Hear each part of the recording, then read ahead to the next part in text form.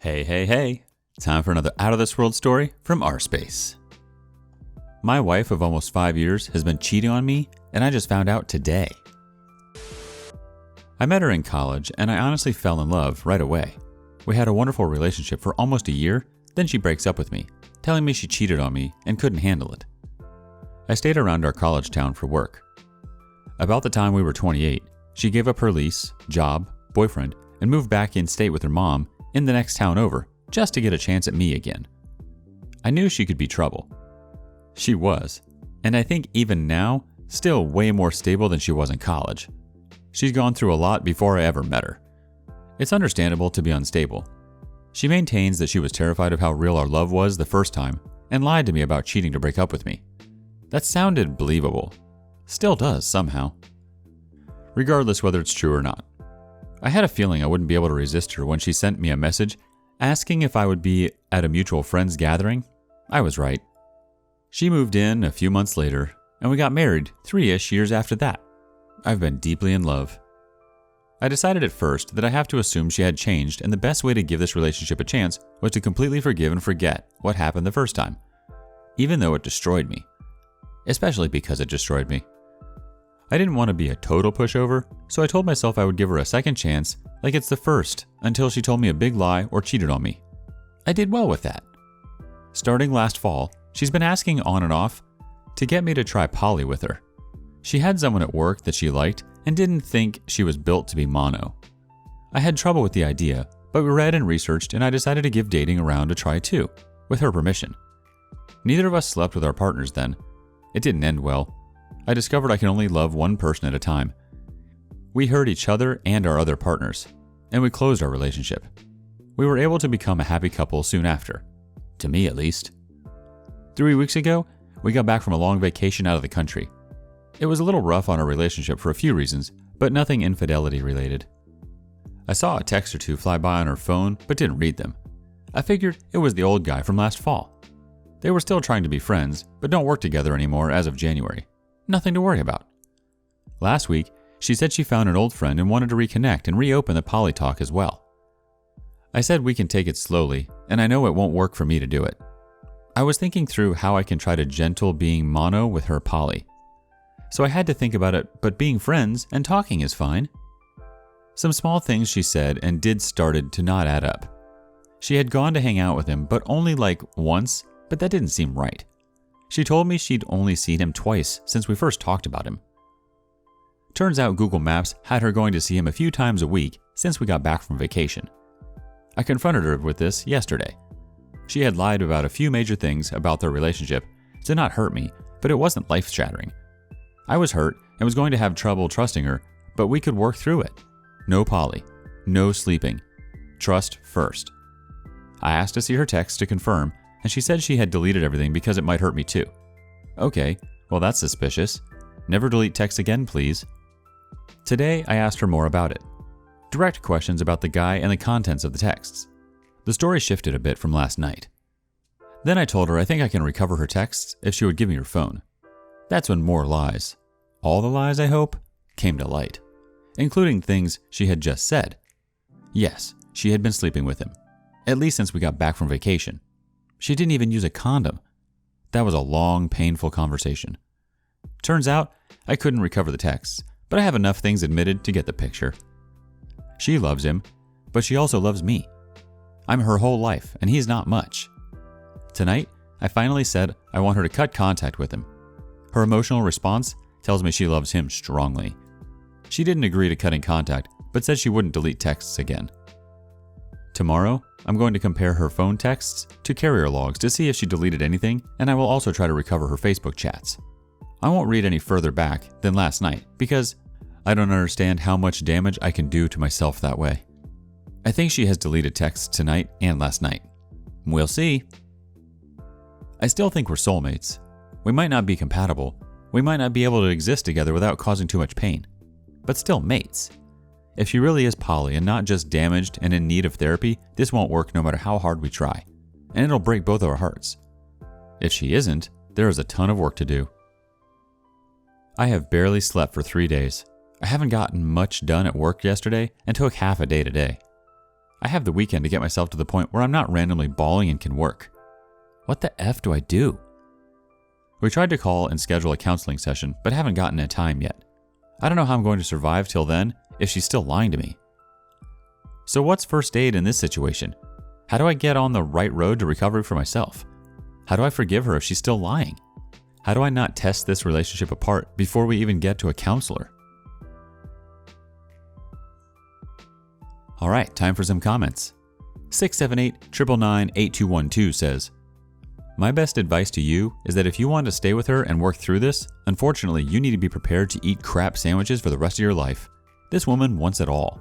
She's not happy with just you, as rough as that sounds, but she's made it extremely clear. This won't end.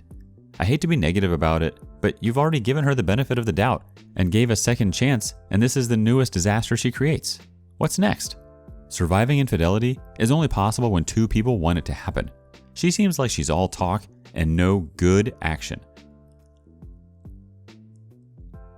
One Bad Shot says, I tell all of my friends to divorce their wives immediately after she asks for an open poly relationship. Either she has already picked out your replacement, or she has had sex with him and wants retroactive permission. Your wife does not love you. You are her backup plan if the new guy won't commit. Stop accepting second place in your wife's heart. Kick her out now. No argument, no discussion, just her and her crap out on the street. She is not a safe partner for you. She is not your wife and she is not your friend. She is your opponent in a divorce lawsuit, so start treating her as such. And there's an update.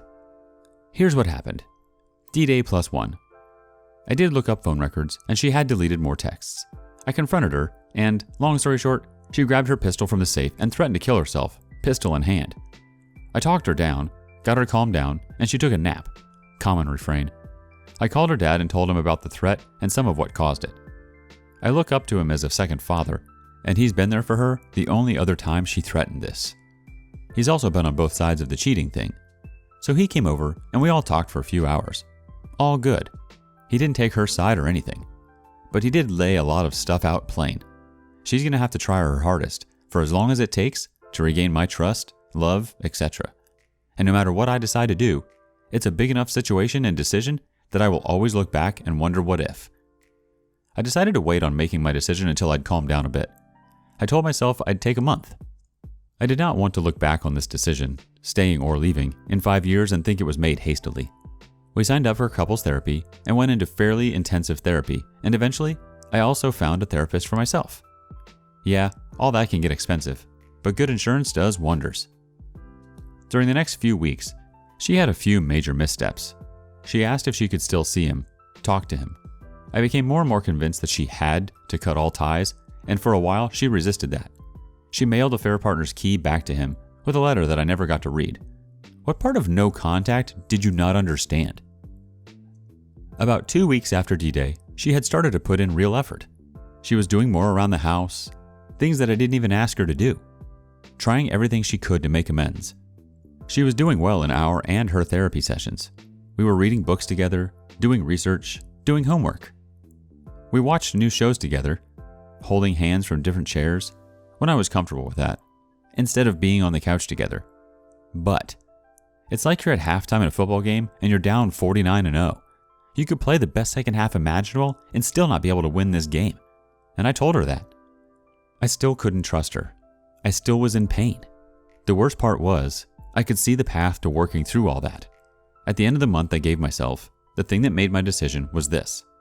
I promised myself that if she ever lied or cheated on me again, I would leave her. She cheated on me, and if I don't leave her now, I'll never be the person I thought I was. I will never have the spine I thought I had.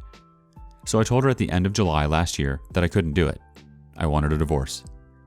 I had already talked to a lawyer, knew how things could go either way, and was fairly protected if things went south. They never did.